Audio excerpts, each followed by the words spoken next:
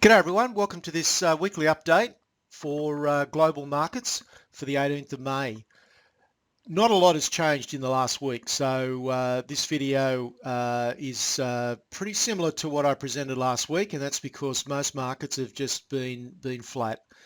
There is clearly a rotation of money moving from the more speculative parts of the stock market into either the more defensive parts of the stock market or into bonds. There's certainly money going into bond market. People perceive that it's a smart idea to accept a virtually zero interest rate. That's completely beyond me, but anyway, that's what some people are doing. They're more worried about preserving their capital. But whilst that move is definitely on, it's not dramatic. And as a result, there's not been a lot of movement in stock indices until you get down to the small cap end of the market. The large cap stocks have largely held up, as we'll see. So not a lot of change, and we're just kind of in waiting mode at the moment. So with respect to America, the index was flat on the week. I think it might have been up or down 1 point, I can't remember, but essentially flat.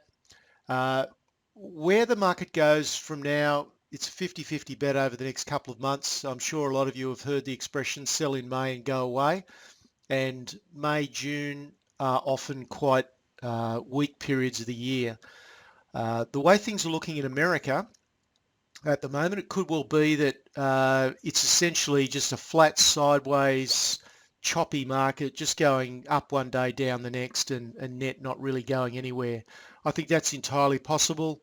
A breakout above 1900 points on the S&P is also possible, but I think any form of downside, there's still the bears out there that are calling for a significant market top. Frankly, I just don't see it. I just can't see it in the charts, and I can't see the fundamental circumstances that would require a 10 to 20% correction in the market. A lot of people point to the fact that the US market is overvalued, but what they're really meaning is that there's a few high-profile stocks like Amazon and Twitter and Facebook that are at silly levels, but there's a lot of stocks that aren't. Most sectors are still near their all-time highs. I've been through most of the American stock market sector by sector, and most of them are still near their all-time highs and not really showing any signs of rolling over. Now, the Russell 2000, which represents the smaller end of the market, is definitely weaker, but is down to close to oversold. So I wouldn't be surprised to see a bit of a bounce in the American market next week. So let's just have a look at those charts. So this is the American S&P 500 index.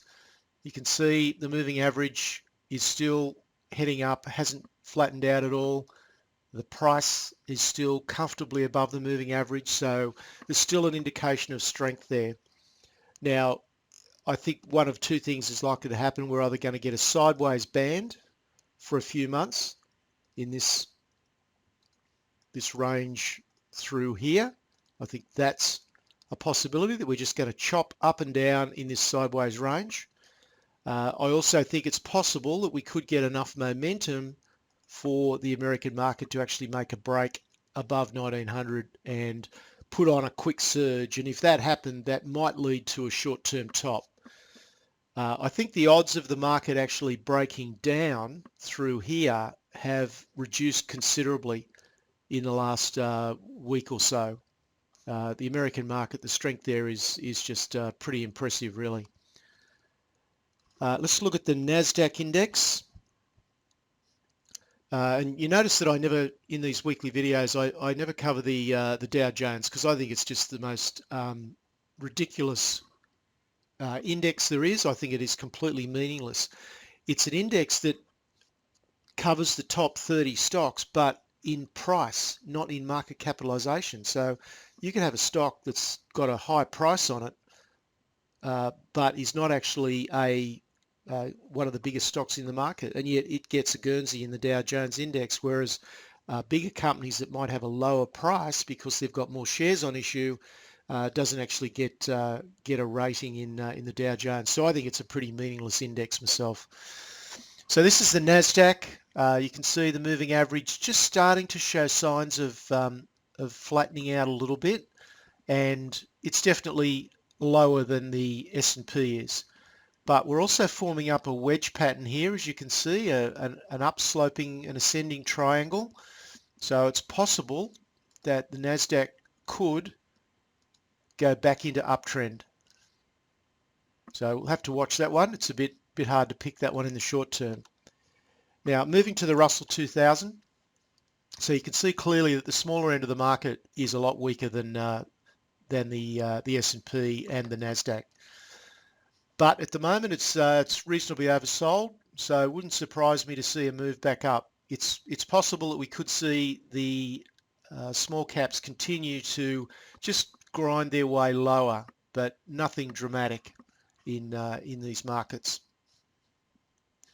Now, while I'm here, I'll just have a quick look at the Australian market. So you can see largely just up and down last week, largely sideways. The materials pretty much the same, so that's BHP and Rio, and also we've got the finance index really did absolutely nothing during the week.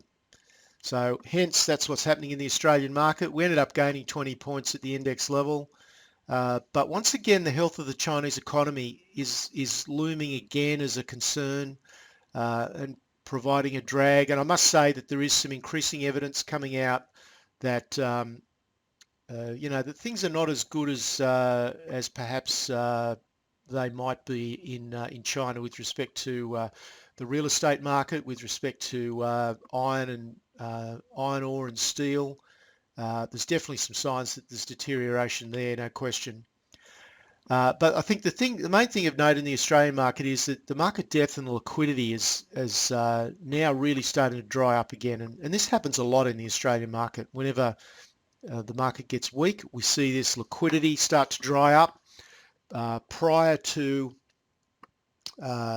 maybe a bit more of a downside. So whilst the US market might hold up reasonably well, I think there's a chance that our market might continue to head lower for a lot of the stocks. You mightn't see it at the index level because that's reflecting the top 8 or 10 stocks, but I think the bulk of the market is probably going to struggle in Australia.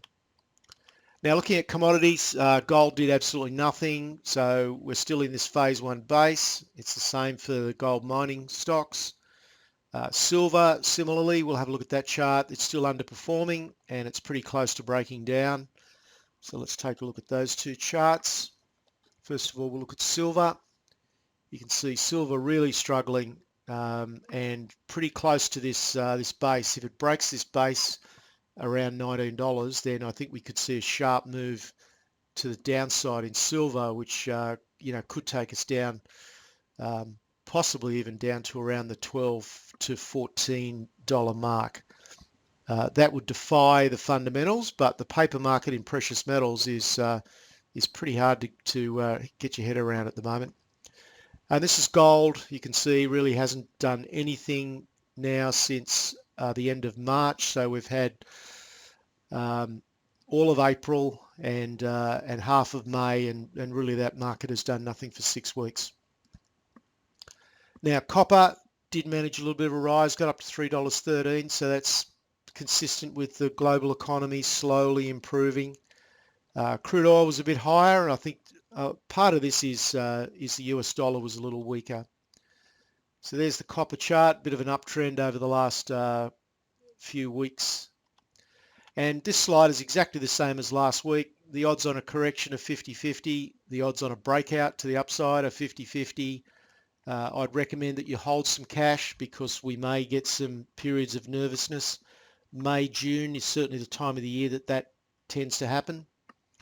I would not be holding anything speculative or low quality. Get rid of it now, even if you're in a loss position, because you'll probably end up losing more on it in the coming weeks. And all in all, it's doing is it's blocking up capital that you could be using to be buying good stocks. So a complete focus on the best stocks in the market. That's what we do in the Special Share Education membership. It's a really strong focus on the best that the market has to offer. Gold stocks still in phase one, and you really only want to hold the best of the best. For anyone that wants further information who's a non-member, that's our website, and you can also contact me on that email address. That's it for this weekend. Be interesting to see how markets progress next week. Cheers.